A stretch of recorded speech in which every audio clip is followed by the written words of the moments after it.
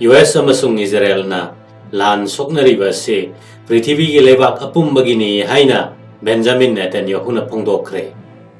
Iran na missile attack tawkhiba Israel gi kharom da leiba Arat city da ngasi lebak asigi Prime Minister Benjamin Netanyahu na laktu na yengsinkre. Khongchet aduda mahakna Iran gi mayokta United States amasung Israel na lan soknariba se Prithvi gi lebak apumbagini haina phongdokre. Israel gi demona amasung Arat city da Iran na missile kaya marum kapsilakpada ballistic missile ani khakti ngakthokpa ngamhodaba maramna yamna thina amangata thoke. Missile ani ngakthokpa ngamhodaba adugi matangda thijin humjinba hokre. Attack aduna mi chani rom gi maya soke amasung makhoi gi manungda 18 di yamna aruba phibamda lei haina pawgi source singna haire.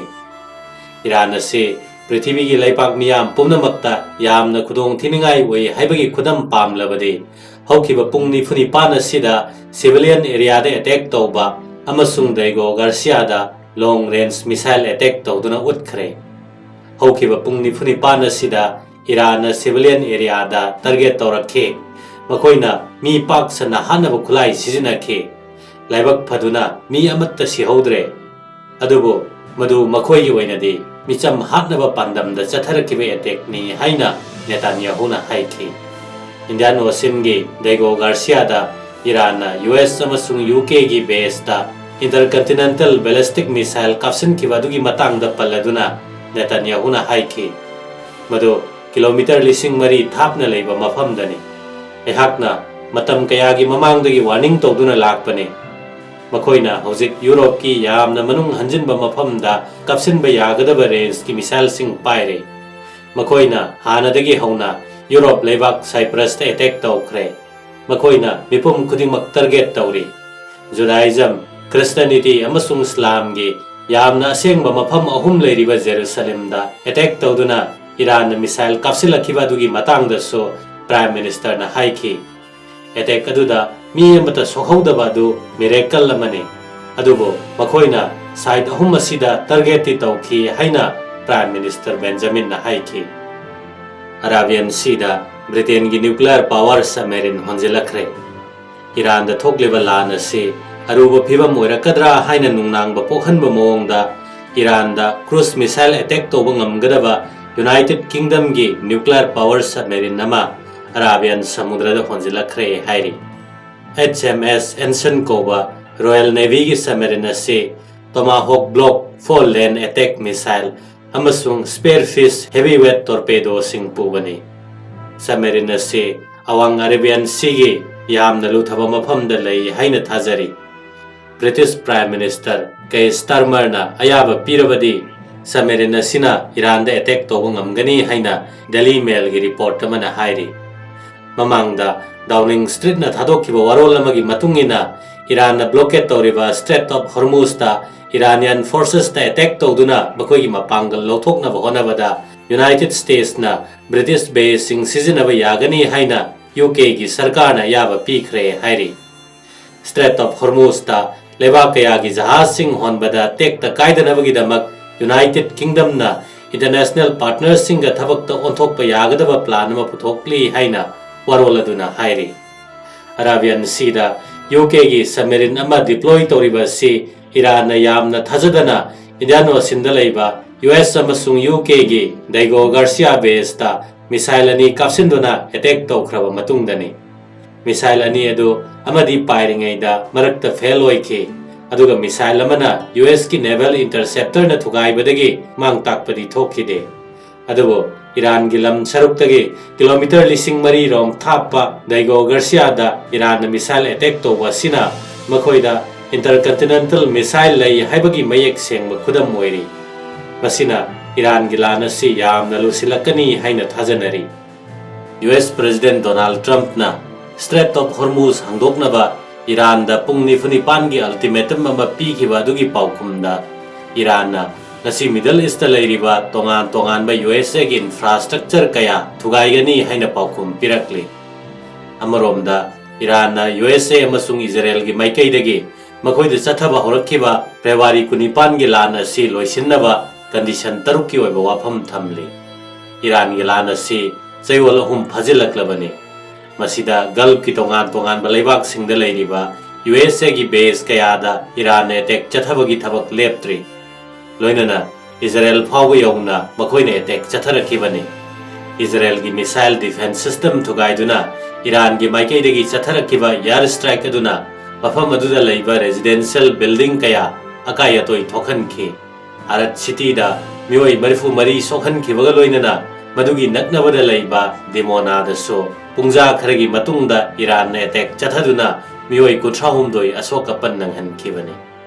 demona hariba mafam asida Israel gi nuclear research center ama leiribani maduda Iran attack chathabang amakpa haibasi Israel gi defense system da achobo wahang ama hanglakli attack adugi matang da Iran na phongdokkibada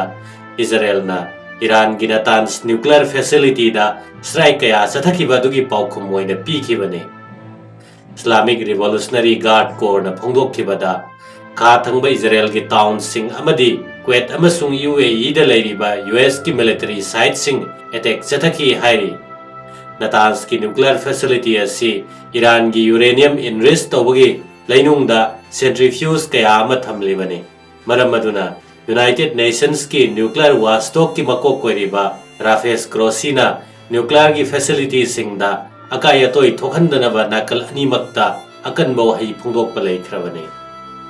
US ki Donald Trump na ngarang malem gi thau chada kun puthok pusin tawriba Strait of Hormuz da Iran athingba thamliba du lauthoknaba ultimatum ama pirakhibani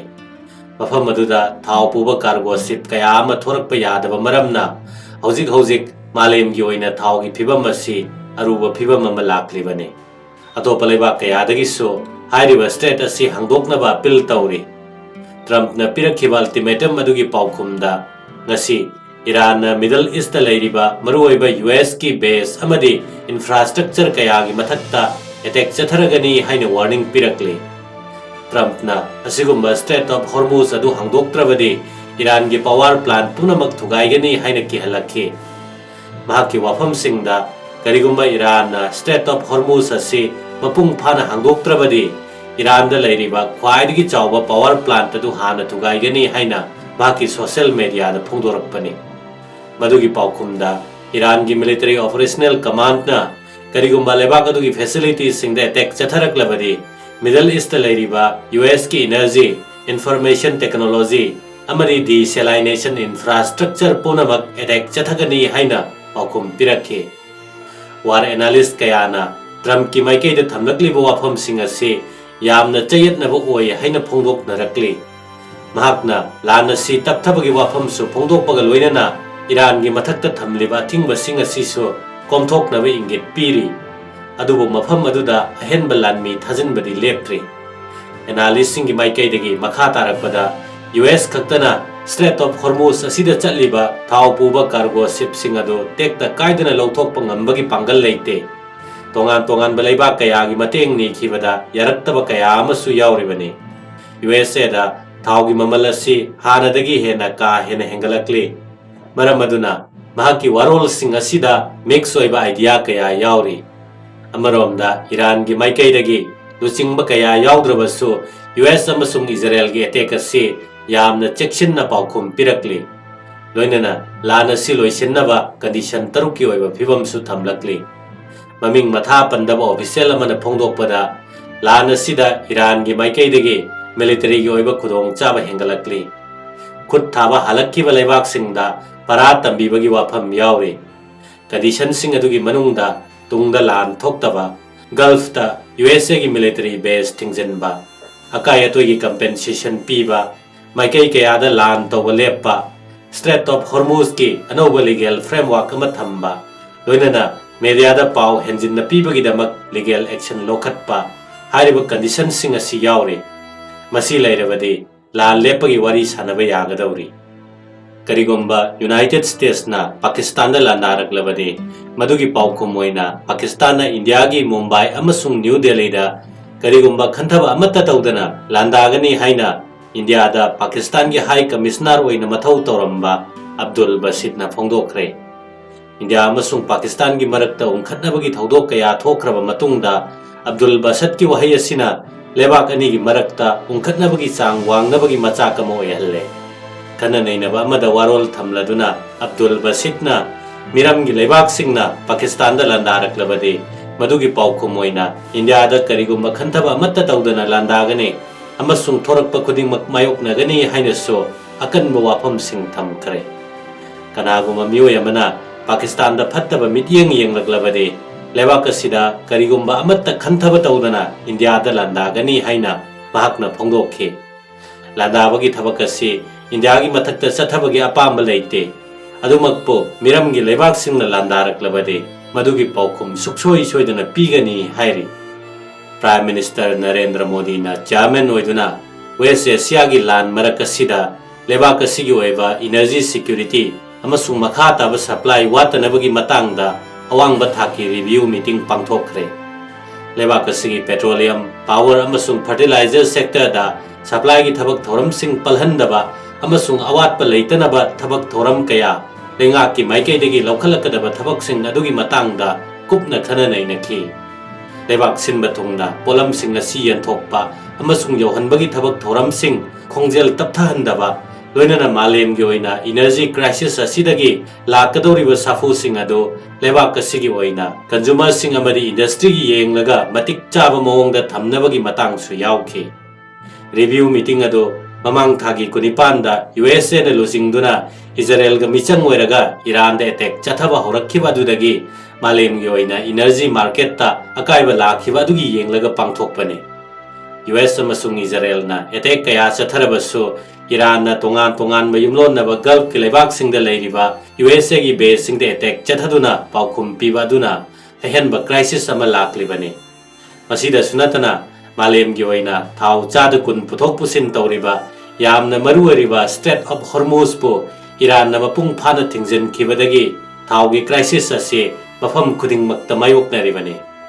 मालेमगी supply chain दा अकाइबा लाकपदगी लांदाबा होरुबा USA मसामक्सो थाव फंगलक्तबा मरमना लेबाकदुदा थावगी ममल का हेना हेंगलखी India दसो मिरमदगी पुसलक्पा सुंदोक्त्रिबा थाव अमदी liquefied natural gas ता तांगदुना लैबा मरमना लेबाक असिदसो domestic LPG की ओइबा अवातपा कया लाक्ली India लैंगाकना waste Asia दा हौजिक ओइरक्लिबा फिबम मसिदा यामना कुपना येंगसिनबगा लोइनना सप्लाई तोरकपदा थिंगबा लैतनबा होनरी मरक असिदा यूएसए ना रशिया की थाव पुथोकपदा अथिंगबा थमलंबादो था अमा कोमथोकपा लैखिबदगी इंडिया सो खरा मखैदि कोमथोकपा दुना कानबा फंगदौरी मिरमगी स्टॉकसिंग असि का हेना चंगलक्त्रबसो लेबाक असिदा लैरिबा स्टॉकसिंग असिना मेंटेन तौनबा होनबगी वाफमसु याउरी